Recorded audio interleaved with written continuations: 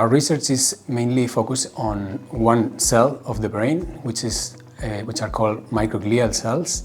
There are small cells of the brain that they are in charge of the immune response. Research is important because we have evidence that activation of microglial cells or alteration of microglial cells are behind of many neuropathological scenarios. For example, in Parkinson's disease, we have evidence that microglial cells are really activated and they can contribute to the elimination of dopaminergic neurons. So understanding what factors modulate this activation could be really key to understand the disease.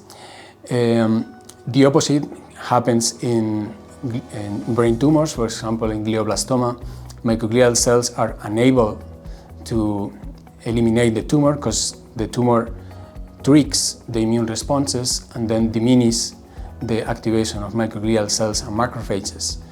So understanding why microglia, or the factors that modulate the activation of microglial cells, is a key element to understand these diseases.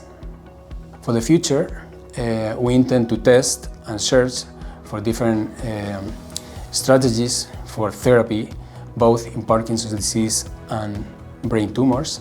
In that case, what we want to do is to block some factors or receptors that may be able to increase or reduce the phagocytosis. For example, in Parkinson's disease, we intend to use immunotherapies that block the phagocytosis of microglial cells to preserve dopaminergic neurons.